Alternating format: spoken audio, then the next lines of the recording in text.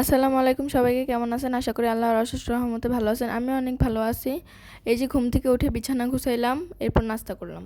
দেখেন, আমি আজকে স্কুলে যাই নাই, এই জন্য আম্মু কতগুলা আমাকে কাজ দিছে। বলেন এগুলা কি ঠিক? এর থেকে আমার স্কুলে যাওয়া ভালো ছিল না? এখন আর কি, এগুলা আমার এক চুটকিতেই কাজটা সেরে ফেলতে হবে। আর কি করার আছে? আপনারাই বলুন, কিছু করার আছে?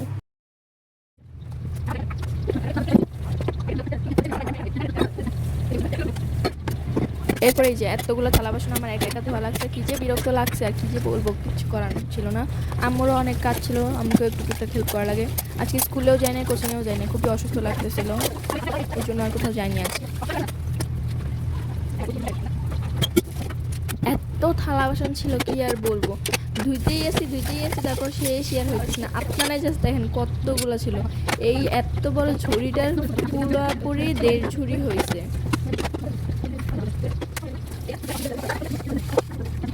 আপনারাই বলেন এটা কি ঠিক? আমি ছোটখাটো একটা মানুষ, আমাকে দিয়ে আমার মা এত কাজ করে?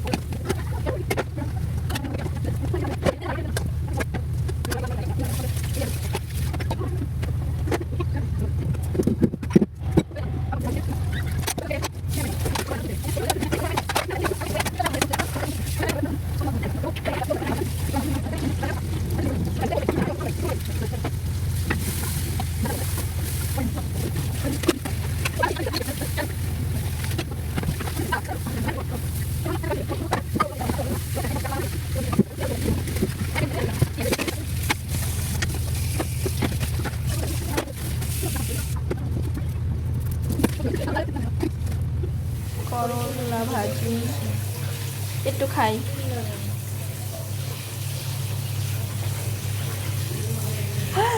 পুড়ে গেল আমার জিহ্বা।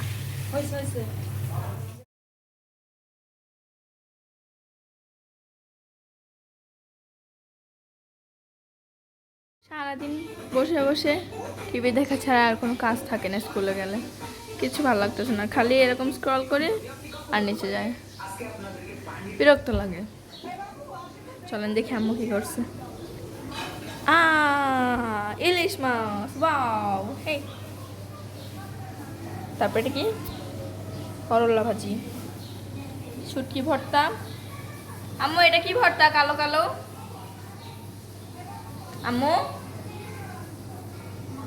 ও আম্মু, দেখছেন আম্মু সারা দেয় না, শুনতে কিন্তু পাচ্ছে। ভেন্ডি ভাজি আর আমার ফেভারিট ডাল।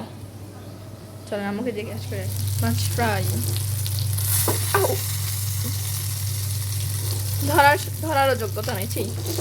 অথচ আমি একটা মেয়ে মানুষ। সুন্দর হয়েছে মাছ ভাজিটা। এই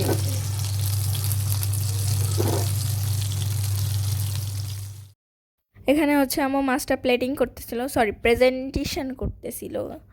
বাসায় হচ্ছে আব্বু আছে, তো আব্বুর সামনে দিবে। আজকে আব্বু অফিসে যায়নি, আমিও হচ্ছে কই স্কুলে যাইনি।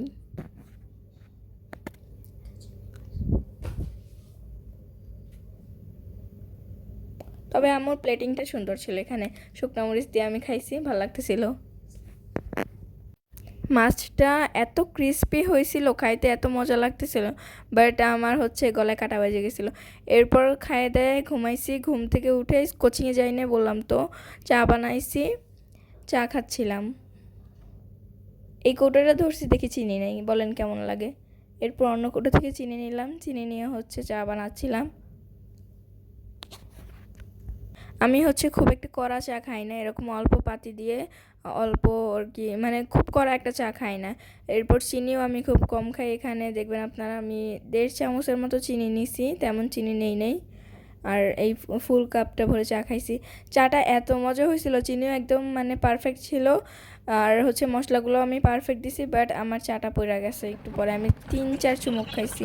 এরপর পড়তে বসছি, হচ্ছে বায়োলজি পড়তেছিলাম, সামনে এক্সাম। পড়তে পড়তে ভাই কি বলবো, আমার মাথা খারাপ হয়ে যায়। বায়োলজি মুখস্থ হয় আবার হয় না, একটা একটা মুখস্থ করি আবার অন্য একটা মানে ইয়াতে গিয়ে ভুলে যায়, কি যে বিরক্ত লাগে।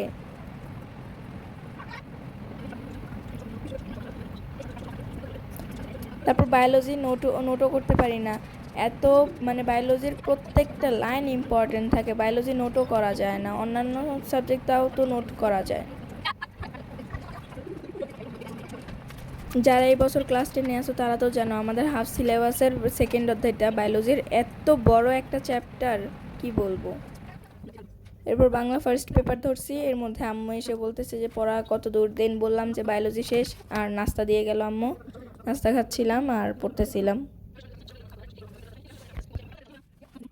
Physics, chemistry, biology, math, higher math, English, এই 6টা চ্যাপ্টারের প্যারায় অন্যান্য যে সাবজেক্টগুলো থাকে ওগুলো ধরাই হয় না, যেমন BGS, religion, Bangla first paper, second paper, কি বলবো।